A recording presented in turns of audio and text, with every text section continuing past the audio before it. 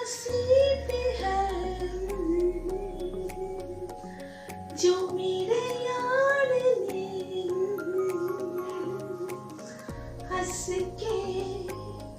Hi everyone, I am Ruma, the last stage breast cancer survivor. मैं आज आपके साथ शेयर करूंगी मेरी जब केमोथेरेपी खत्म हो गई थी। सब उस टाइम पे सब सोचती थी शायद मैं और ज़्यादा दिन जिंदा नहीं रह पाऊंगी, क्योंकि लास्ट स्टेज में मेरी जो कैंसर है वो फैल गया था और कैसे मेरे जैसा पेशेंट कोई बच सकते हैं। लेकिन मैंने उस जो बात थोड़ा बहुत मेरे कानों में आती थी तो टेंशन होती थी, मैं रोती थी।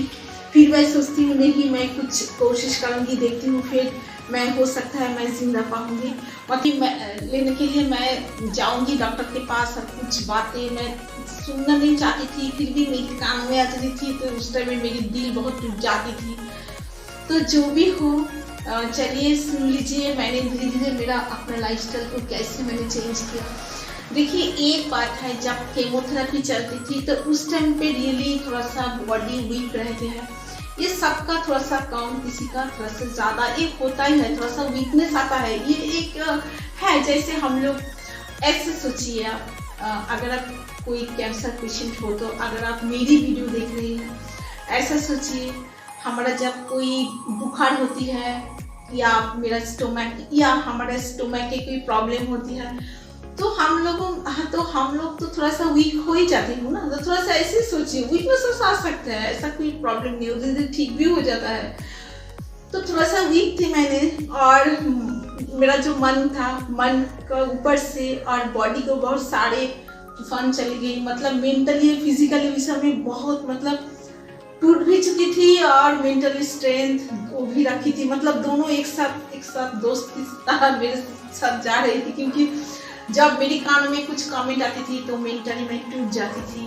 और कभी कभी ऐसी होती थी कि कुछ बात मैं सुनती थी, फिर मैं मेंटली मेरी स्ट्रेंथ आ जाती थी। तो आप मेंटली मत टूटिए, अगर टूट गया तो फिर ऐसे सोचिए नहीं मैं नहीं मरूंगी, मैं जिंदा रहूंगी।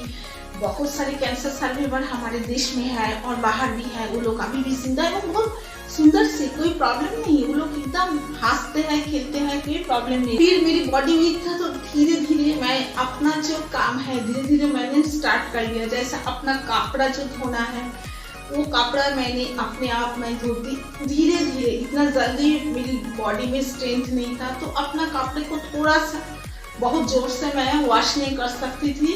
मैं धीरे धीरे अपना कपड़ा जो है एक दो, इतना तो नहीं धो सकती ना, तो एक दो करके थोड़ा थोड़ा करके मैं स्टार्ट किया। जो मेरा कपड़ा धो रही थी मैंने उसको मना कर देनी, मैं अपना काम मैं खुद करूँगी, मेरा जो कपड़ा वॉश करना है मैं खुद ही वॉश करूँगी। और फिर मेरा जो मतलब ऐसे समझ लीजिए मेरा जो फ्रूट्स है, मैं उस अभी भी मैं जो फ्रूट्स खाती हूँ, फ्रूट्स को मैं अभी भी मैंने पहले जो करती थी अभी भी मैं कंटिन्यू रखी हूँ। जैसे मेरा और भी बहुत सारे काम है, जैसे फ्रूट्स है मैं खुद उसको वॉश कर लेती हूँ। फिर मैं उसको छोटा छोटा पीस करके मैं उसको काटती हूँ, फिर मैं उसको खाती हूँ। और मेरी जो वेजिटेबल्स है वो भी मैं खुद काटती हूँ, किसी से मैं हेल्प नहीं लेती हूँ अपना काम करने के लिए। और मेरा जो सोने का जो ये एक बात है, और जब मैं सोती हूँ तो मेरा जो बेड है मस्कीटो का डर से मैंने मस्कीटो नेट लगाती हूँ और अपना बेड मैं अपने आप साफ करती हूँ। मतलब सब सारे काम मैं अपना खुद करती हूँ। और मार्केट में जाती हूँ, मैं अपना हाथों से मैं मार्केटिंग करती हूँ।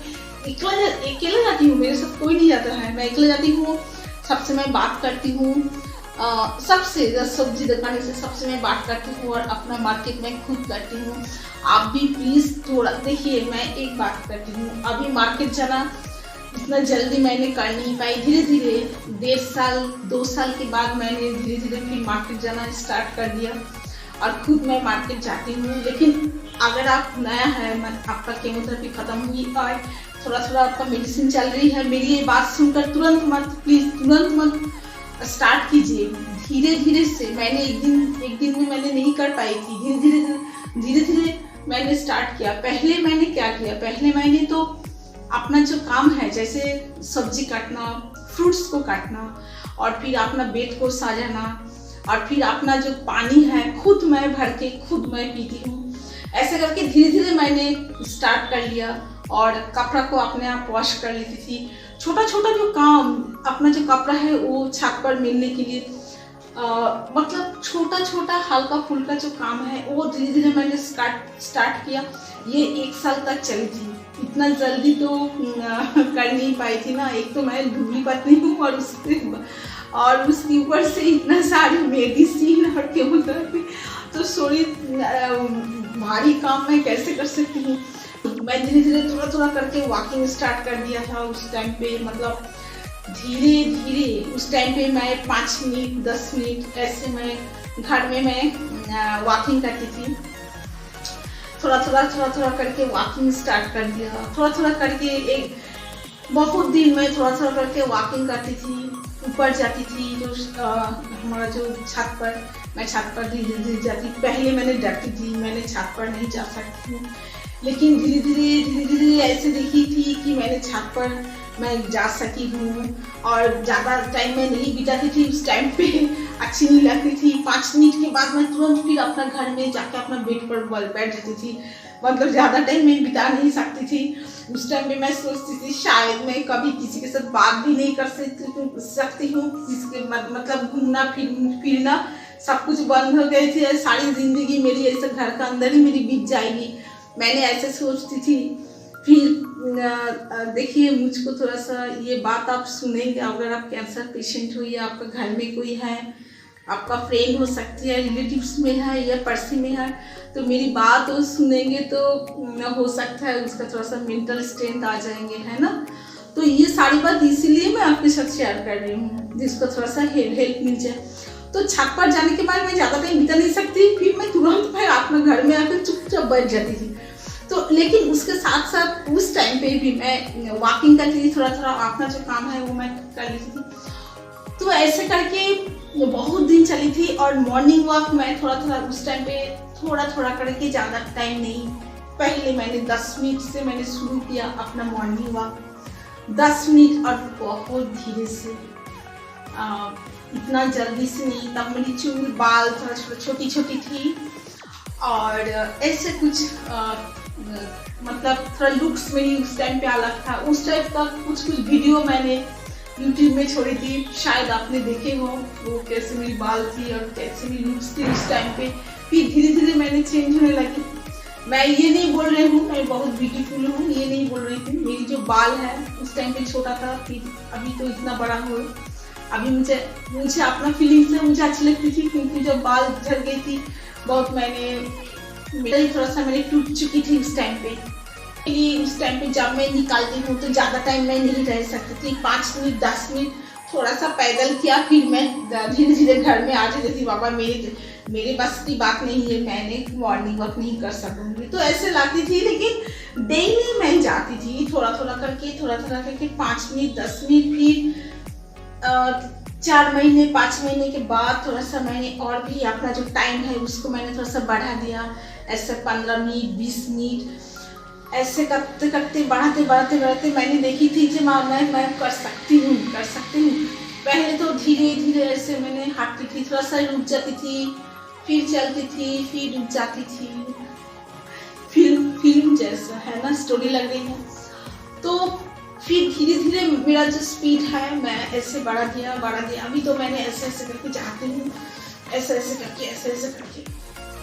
करके जाती हूँ। जाते फिर मेरा हाथ ऐसे उठा देती हूँ। ये वीडियो मैं आपके साथ शेयर करूँगी मैंने क्या करती हूँ जाके।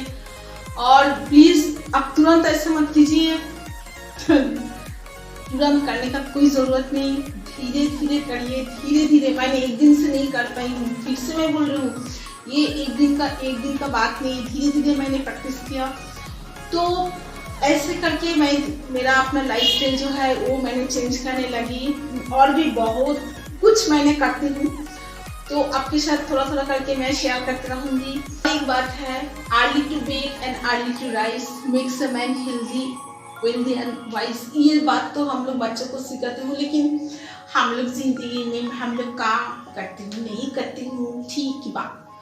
तो सुनिए, तो आप थोड़ा सा कोशिश कीजिए, थोड़ा सा अर्ली में उठने के लिए 5 बजे उठ जाइए, या समर की टाइम हो तो आप 4:30 बजे उठ जाइए। मैं ऐसे उठती हूँ, इसीलिए मैं बोलती हूँ, डोंट माइंड। ये तो आपके ऊपर डिपेंड करता है ना, आप कब उठेंगे, मैं कौन हूँ बोलने वाली।